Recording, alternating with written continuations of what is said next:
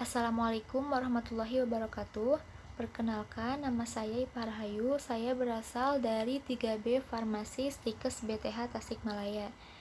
Saya akan mempresentasikan hasil review jurnal saya mengenai sediaan tablet. Jurnal yang saya review yaitu pengaruh penggunaan amilum singkong pregelatinasi sebagai bahan penghancur terhadap sifat fisik tablet aspirin. Tablet adalah sediaan padat berisi bahan obat baik dengan atau tanpa bahan pengisi. Itu adalah pengertian tablet menurut Farmakope Indonesia edisi 4 tahun 1995. Tablet itu merupakan salah satu sediaan farmasi yang paling banyak digunakan. Tablet memiliki kelebihan baik dari proses produksi, proses penyimpanan, proses distribusi, maupun pemakaiannya. Tablet itu biasanya terdiri dari bahan-bahan tambahan atau yang disebut juga dengan eksipien. Tambahan tersebut bisa berupa bahan pelicin, bahan pengisi, bahan pengikat, dan bahan penghancur. Selanjutnya ada amilum pregelatinasi. Amilum pregelatinasi ini adalah amilum yang diperoleh dengan proses kimia, yaitu dengan cara memecah granul amilum dengan keberadaan air. Tujuannya adalah untuk meningkatkan ukuran partikel, sehingga diharapkan dengan meningkatnya ukuran partikel, pori-pori atau rongga akan meningkat sehingga lebih mudah menyerap air dan waktu hancurnya akan lebih cepat. Dalam jurnal ini akan dijelaskan mengenai perbedaan antara tablet yang menggunakan penghancur amilum singkong pregelatinasi dengan tablet yang menggunakan amilum singkong. Untuk formulasi sediaan tablet aspirin dibagi menjadi 6 formulasi dengan bobotnya semuanya itu masing-masing 650 mg. Untuk bahan-bahannya, yang pertama ada aspirin. Aspirin digunakan sebagai bahan atau zat khasiat utama, di mana untuk beratnya semuanya sama sebesar 500 mg. Kemudian ada amilum singkong pregelatinasi, di mana ini hanya digunakan untuk formula 1, 2, dan 3. Dia berfungsi sebagai bahan penghancur. Untuk konsentrasinya berbeda-beda secara berurutan 5%, 10%, dan 15%. Yang kedua selanjutnya ada amilum singkong. Dia digunakan pada formula 4, 5, dan 6. Untuk konsentrasinya juga berbeda masing-masing secara berurutan 5%, 10%, dan 15%. Selanjutnya ada dextrosa. Dextrosa di sini berfungsi sebagai bahan pengisi. Dextrosa ini memiliki kompresibilitas yang baik dan juga memiliki rasa yang manis. Kemudian ada asam stearat. Asam stearat berfungsi sebagai lubrikan, di mana konsentrasinya sama untuk setiap formula, yaitu 0,5%. Dan terakhir ada talek. Untuk talek dia berfungsi sebagai glidan dan konsentrasinya sama untuk semua formula, yaitu sebesar 1%.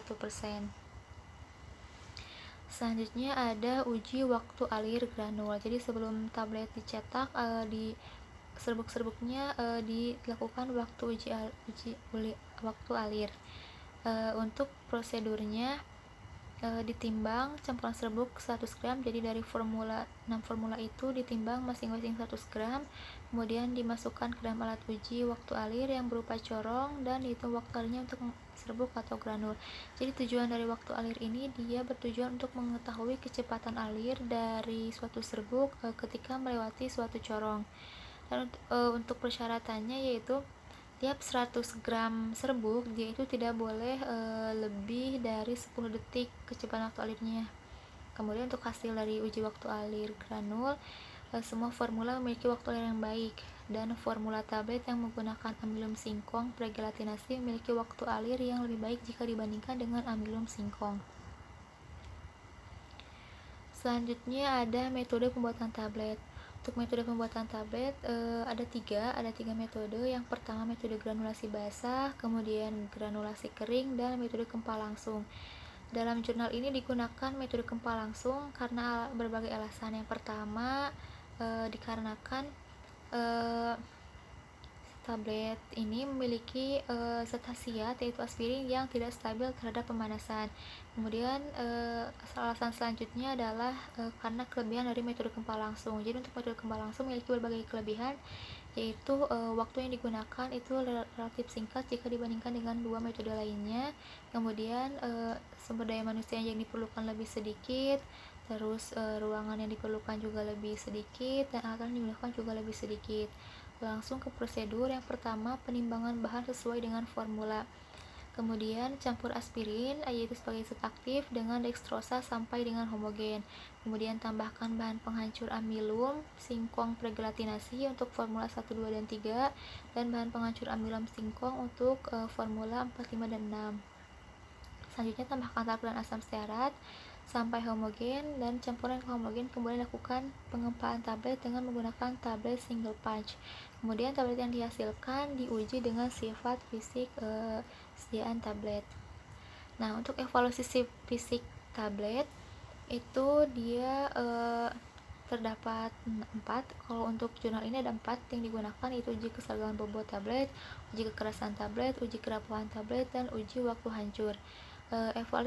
Evaluasi untuk tablet ini, tablet yang baik dia harus memenuhi persyaratan yang cukup untuk mempertahankan bentuknya dimulai dari proses produksi sampai digunakan oleh pasien, memiliki warna yang menarik, kemudian memiliki ukuran dan bentuk yang pantas, dia juga memiliki bobot dan kadar yang seragam, dia juga memiliki kualitas yang terjamin. Yang pertama ada uji keseragaman bobot. Untuk uji keseragaman bobot ini dilakukan dengan tujuannya adalah untuk mengontrol mutu, di mana ini merupakan indikator dari keseragaman kadar. Diharapkan dengan bobot tablet yang seragam, maka kadarnya juga akan seragam. Selanjutnya untuk prosedurnya, yang pertama ambil 20 tablet, diambil secara acak, kemudian ditimbang satu persatu dan dihitung rata-ratanya. Selanjutnya dihitung juga presentasi penyimpangan bobot tablet.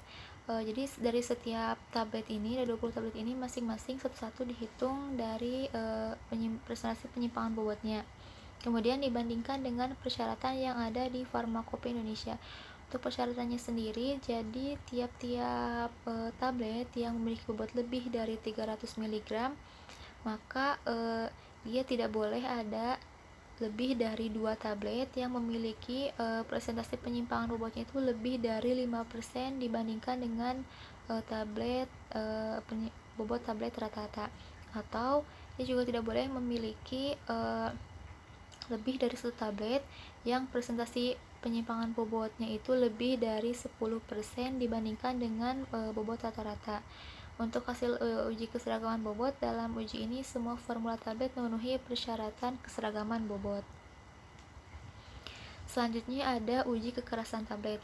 Untuk uji kekerasan tablet ini dilakukan untuk mengetahui kekuatan tablet apabila terdapat goncangan secara mekanik yang mungkin saja terjadi ketika proses distribusi atau proses penyimpanan.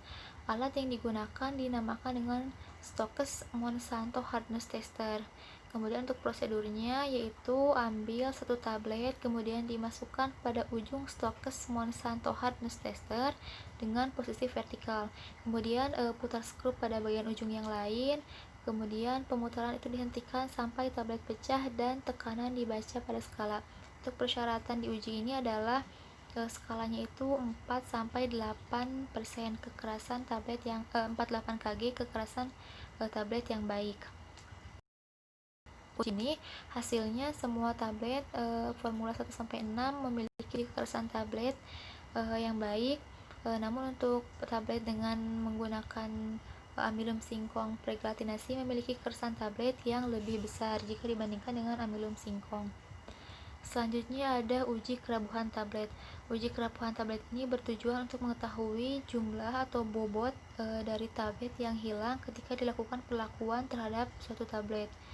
Untuk alatnya dinamakan dengan abrasive tester. Prosedurnya yaitu ambil 20 tablet, kemudian dibebas debukan dengan menggunakan aspirator, kemudian ditimbang dengan seksama dan dimasukkan ke dalam alat yang dinamakan dengan friabilator. Kemudian lakukan pengujian selama 4 menit atau dengan putaran sebanyak 100 putaran. Kemudian keluarkan tablet dari alat dan bebas temukan kembali lalu ditimbang kembali. Untuk persyaratan dari uji ini adalah presentasi kerapuhan tablet itu tidak boleh lebih dari 0,8%. Semakin besar presentasi kerapuhan tablet, itu artinya semakin besar pula tablet kehilangan bobotnya. Untuk hasil dari uji ini adalah tablet 1, Formula 1, Formula 2, Formula 3, Formula 4, dan Formula 5 semuanya memenuhi persyaratan. Sedangkan untuk Formula 6 dia tidak memenuhi persyaratan. Untuk yang terakhir ada uji waktu hancur. Uji waktu hancur ini dia bertujuan untuk mengetahui atau mengukur waktu yang digunakan untuk obat hancur ketika kontak dengan air yang berada dalam saluran pencernaan. Alat yang digunakan dinamakan dengan disintegration tester. Untuk pengujiannya dilakukan dengan mengambil 5 buah tablet, kemudian dimasukkan ke dalam disintegration tester. Kemudian setiap tabung itu diisi dengan satu tablet yang dimasukkan ke dalam masukkan ke dalam penangas air yang berisi 1 liter air dengan temperatur 37 derajat Celcius. Kemudian jalankan alat sampai semua fraksi pecahan tablet lewat layakan yang terletak pada bagian bawah alat. Kemudian catat waktu yang diperlukan sebagai waktu hancur tablet. Untuk persyaratan dari uji waktu hancur adalah tablet yang tidak bersalut, waktu hancurnya tidak boleh lebih dari 15 menit. Kemudian untuk hasilnya semua formula memenuhi persyaratan. Kesimpulannya, sifat-sifat fisik tablet yang dihasilkan dari amilum singkong pregelatinasi yaitu kekerasan tablet yang lebih besar, terus kerapuhan tablet yang lebih kecil, dan waktu hancur yang lebih lama jika dibandingkan dengan amilum singkong. Sedangkan semua formula tablet itu memenuhi persyaratan pada uji keseragaman bobot, uji kekerasan tablet, dan uji waktu hancur. Nah, ini adalah referensi atau ini adalah jurnal yang saya review. Mungkin dicukupkan sekian presentasi dari saya. Mohon maaf atas segala kesalahan dan kekurangannya. Wassalamualaikum warahmatullahi wabarakatuh.